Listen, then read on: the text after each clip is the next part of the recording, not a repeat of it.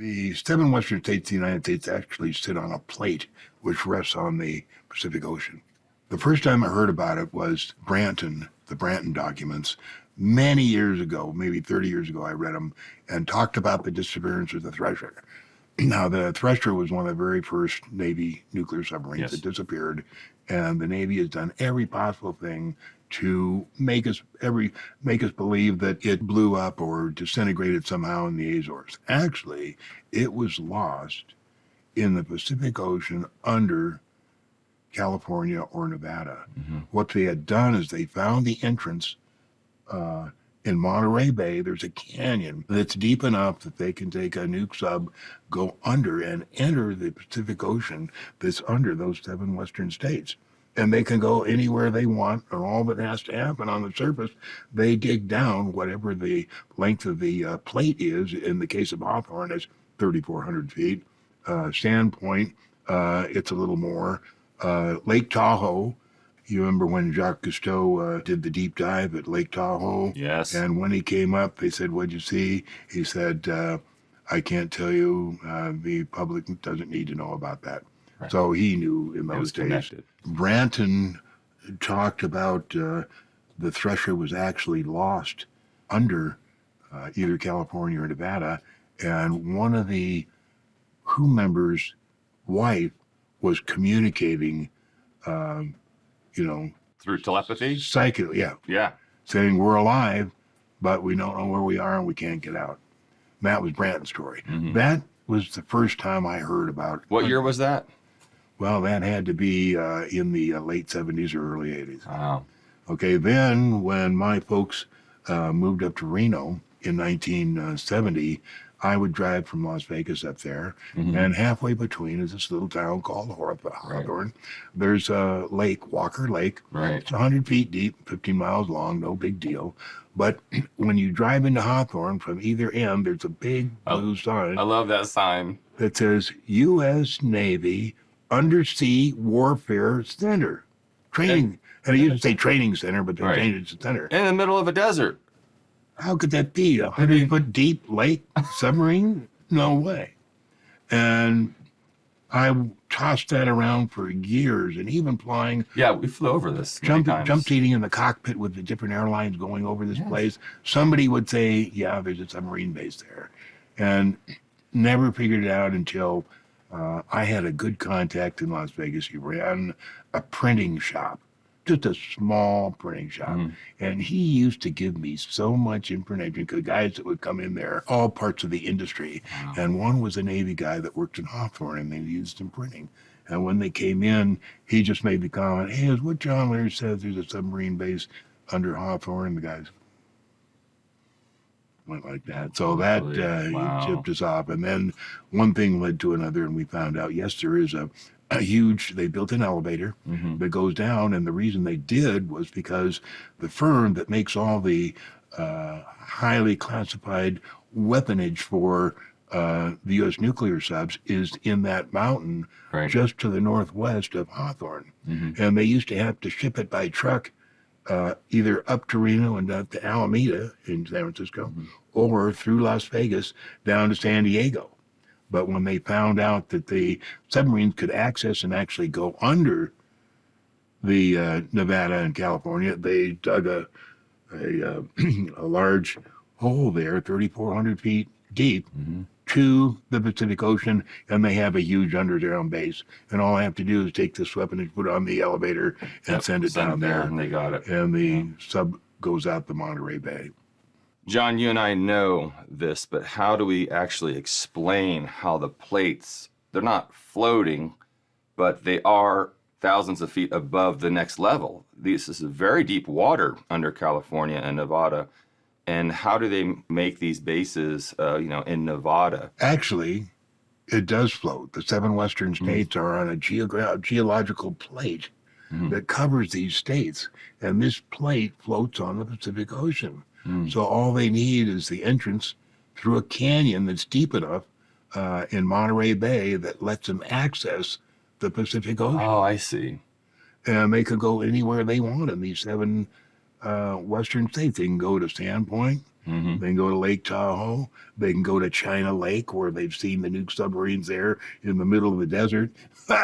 And Groom Lake, I'm sure, has an access, and certainly Sandia and Tonopah. Yes. But there's other places in those 7 western states where people see a sign that says U.S. Naval Undersea Center. Right. You talked about drilling this 3,500-foot entranceway from topsoil all the way at the bottom.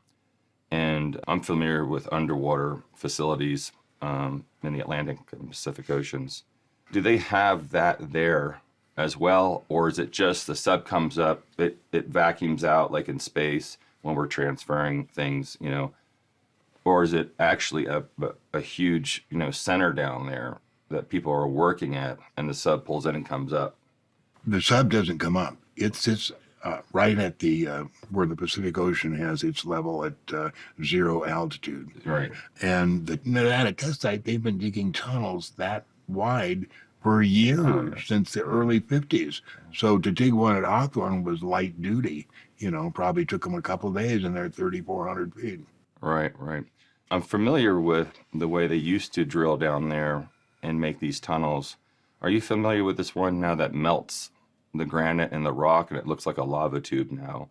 And you can basically get a jumbo 747 down it.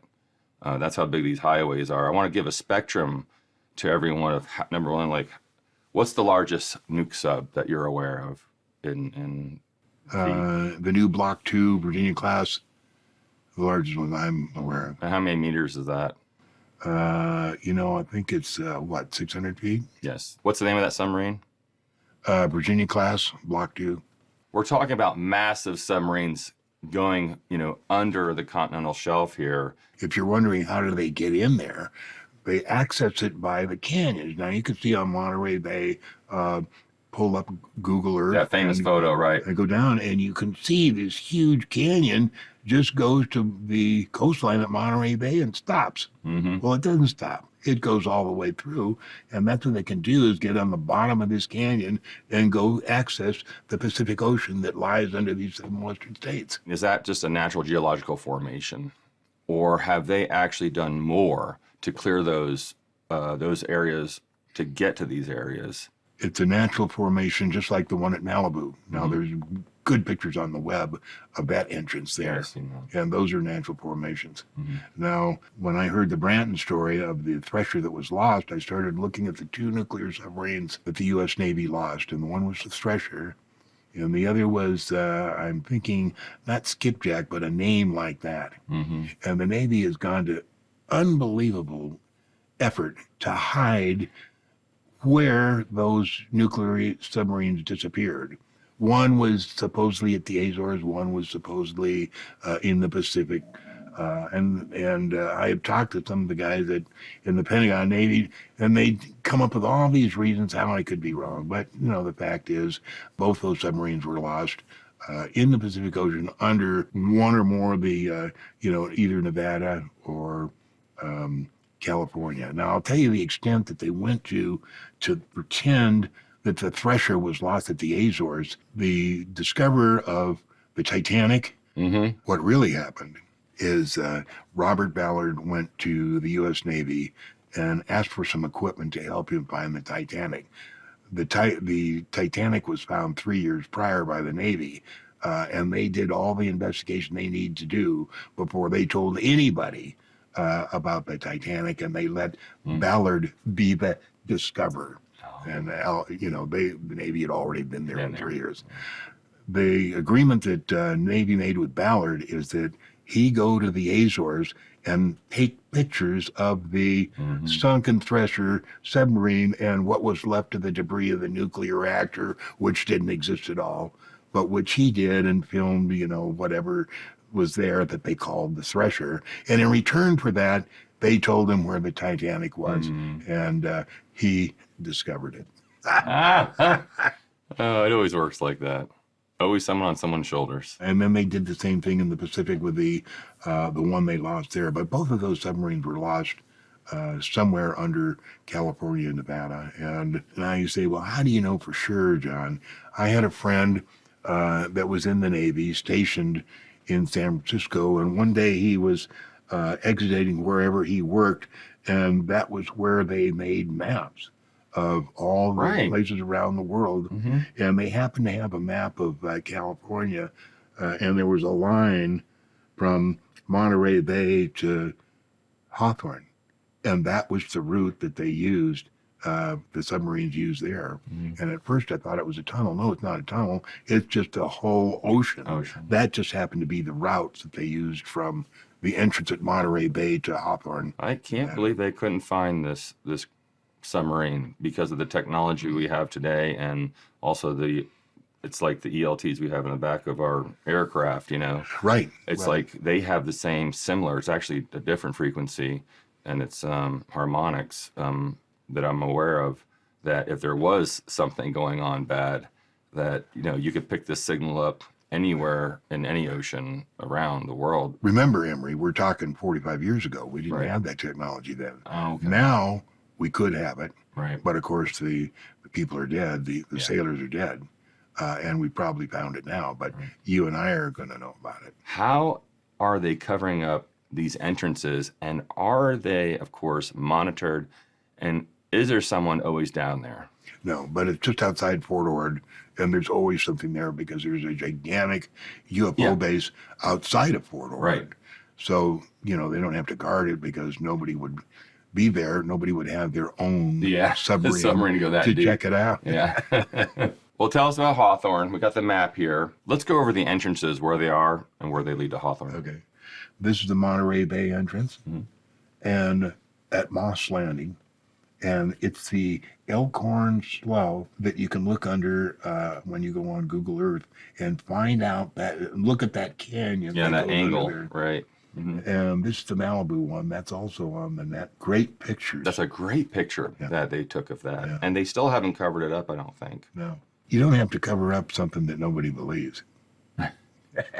So this is Hawthorne, and that's the route that they take direct to Hawthorne, and that's where they get all their super weapon stuff.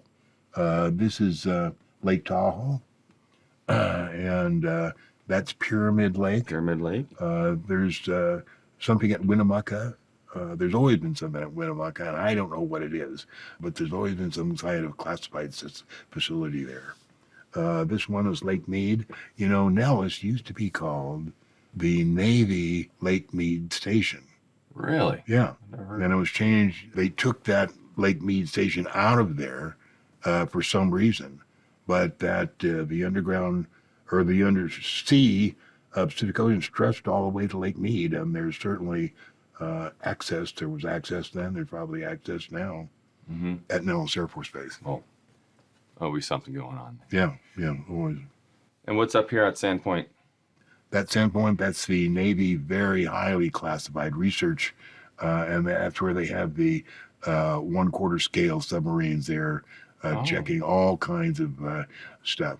There's always stories about that, but what they don't say is the actual nuke subs themselves can actually go there. And that's because it overlies the Pacific Ocean, just like all the 7 states. Now, we heard stories that there was nuclear submarines in St. Louis, Missouri. And a guy had been taken by his father to where he worked and shown, you know, under this, wherever it was in St. Louis, went down these stairs and there's a nuclear submarine. So how did it get there?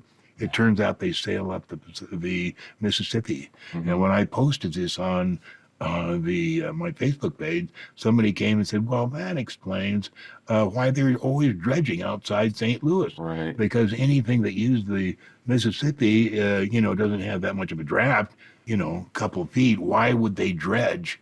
And they dredge so that the submarines can come up and enter. I wonder why St. Louis. What's in... It's because the company that made the electronics that they were researching on this nuclear sub was located there, and it'd be too complicated to move that somewhere that was easily accessible. It'd be easier just to have the nuclear sub sail up the Mississippi and pull into St. Louis. Now, the center of all the Navy stuff is in Memphis, and I'm sure that has a huge submarine facility there. I was told that there's a way to get from the Pacific to the Atlantic with a sub, not the big ones, but a little bit smaller. Do you know anything about that? No, but I believe that story. Yeah, I believe it too. I don't have anything to back it up, but I've heard it from too many people, and just by seeing a lot of the underground facilities through this radar technology, that it seems it could actually be very possible. Absolutely. John, why do we go inland? Because the manufacturing facility was already there at Hawthorne. It was inside the mountain. So, all the stuff, all the weapons and stuff were shipped out either up to Reno and out to Alameda at San Francisco, or south through Las Vegas to San Diego. But when they found out that the Pacific underlied the Hawthorne, and all they had to do was move an elevator, why would they move the entire facility hidden in the mountains to the coast just to facilitate the transport of these facilities? They didn't have to. They just had to dig an elevator and run all the stuff down to the base. It's probably a lot safer too than having a naval base full of subs in broad daylight. Right. Sitting there and being tracked by our, Yeah, you got that right. friends and foes. I think it's also a safety factor. China Lake is obviously been a very secret Navy facility and is the Navy's Area 51. And there's a lot that goes on there, so it would just be natural that they'd want to access it with a submarine, which has been seen there. It's just to the west of Edwards Air Force Base. It's always been low key. Nobody thinks much about China Lake because everything is underground.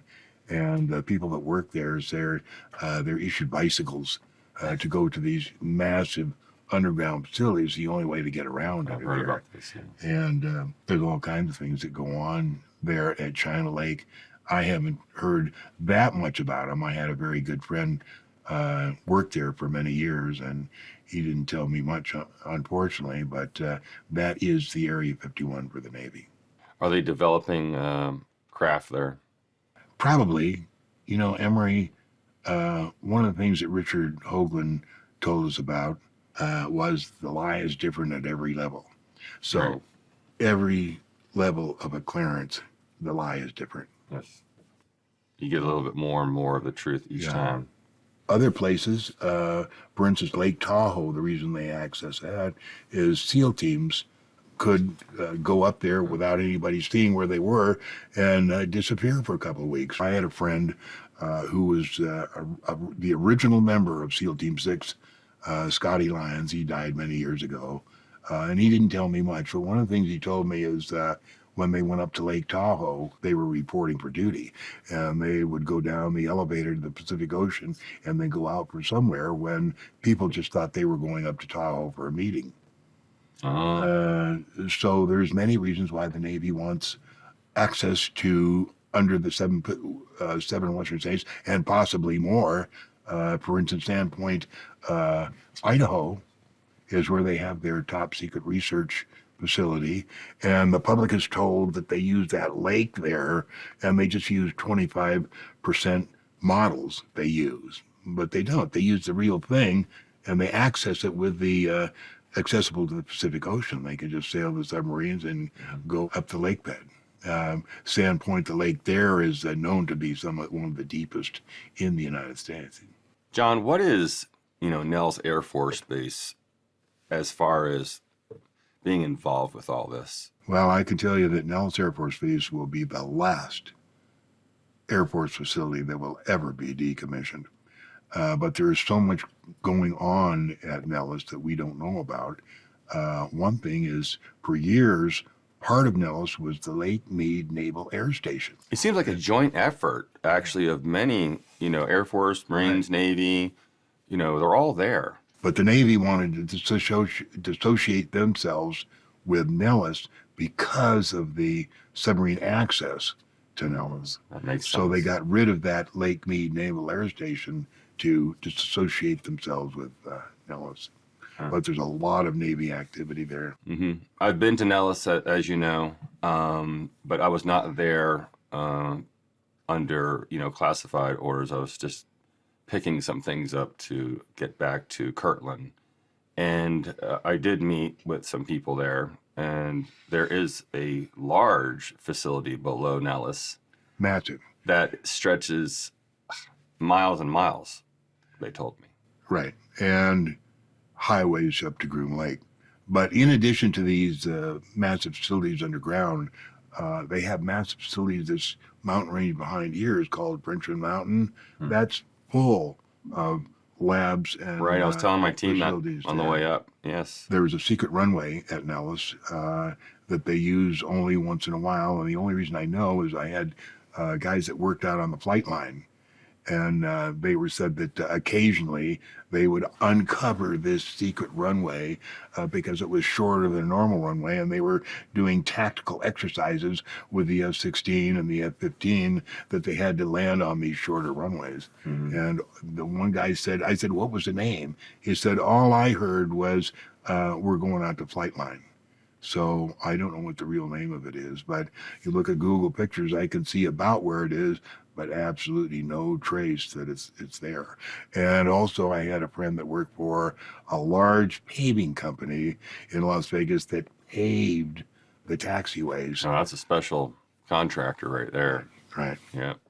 Could you explain to me the D.D material and how it's made, where it's made, and besides the subs, are they using it in any other, aerospace technology or weapon technology? Emery, I got my information from Navy, a Navy guy. They told me about it. He said it had to be made in zero G. And I said, you mean in space, in orbit? And they said, yeah, they have foundries that orbit. And that fit in right what we know about the U.S. Navy Space Command. Right. They have many, many things in orbit, including direct energy weapons and foundries and command centers of all type, all but launched out of Kwajalein Island. And what it does is lighter than titanium and stronger. And with a small electrical charge, it keeps the water 5 to 7 centimeters away from the hull. So any hull-based craft, we know that the equation is 1.34 times the square root of the water line, which limits any craft, aircraft carriers, submarines, to about 45 knots. But now with this new D.D they've had for about 10 years, with no drag, they can go over 100 knots. And you talk about the Gerald Ford recently launched a massive aircraft carrier doing incredibly fast, right? During 100 knots. It's amazing. And then incredible. The question comes up, well, don't the sailors know that? Well, of course, the sailors are kept below decks while they're transporting. And when they get to somewhere, 10 times faster than they normally would, a sailor's not going to go to his commanding officer and say, hey, what's going on here? How come we're here, 6 times faster? That'd be the way to get, eliminated real easy. Terminated court-martial. Sailors don't. The same thing with the submarine that shot down TWA flight, I think it was 811 or what it was, over Long Island. What they were doing was tracking a drone. And for some reason, the tracking system lost the track for like a millisecond. And when it reacquired the track, it required the 747 and blew it out of the sky. Now, there was no explosive on it, but it went through the top of the 747 and split it. And all the witnesses said, no, we saw something coming up. Right, coming up. And they said, no, you just saw this stuff coming down. They had the SEAL teams on site in 30 minutes to get everything possible that could have connected the Navy with that incident. Yeah. And what they did with everybody that was on that submarine, they knew they shot it down. They transferred every single one of the 140 people all to different stations that they couldn't talk among themselves. So they know how to keep a secret. Sure. And it doesn't depend on, a Navy person is not going to come out and say, oh, you'll never believe what I saw the other day. John, do you think there's a way through your father's anti-gravitic inventions and engineering that this could be applied to a submarine? It probably could. I don't know the exact method they use, but, like I say, there's been many different kinds of anti-grav that have been developed. One 15 years ago, I know had to do with mercury, because you'll remember 15 years ago, they banned all mercury thermometers, Done. saying it was too dangerous. It wasn't dangerous. They needed the mercury, and they didn't want it used up with thermometers. So they had something at that time that used mercury. Whatever they've developed can be used for both airplanes and ships, boats, submarines. If the D.D can keep the water 5 to 7 centimeters away from the hull and reduce the drag, then certainly the same technology could be used for airplanes. Now, we definitely, at least when Bob Lazar worked at TIS 4, had Mach 12 vehicles. You'll hear that the Aurora, they never made it. It was just a budget program. BS, yeah. They really did have Aurora, and it did fly at Mach 12 at 250,000 feet. He saw one of them on the ramp there, and everybody says, no, that's not what it was. But it was real, and there have been several advances more in technology. I'm here that we go Mach 30 now, but... Yeah, some of the saucers that I've seen that we reproduced are, they can go in the water like submarines. They can go anywhere. Exactly. And I wouldn't be surprised if, submarines do have some sort of anti-gravitic capabilities for, emergency situations. But I think there's a way to do it. Do these underwater tunnels go as far north as Canada, with the Pacific Ocean, as we'll say, how it's floating the continent on this? People talk about tunnels. They're not tunnels. Right. It's an ocean. It's an ocean, full ocean. And yes, the Canada, United States, it's not limited. The ocean goes under all of that. It just depends on how far. For all I know, the entire North American plate could be floating on the Pacific Ocean.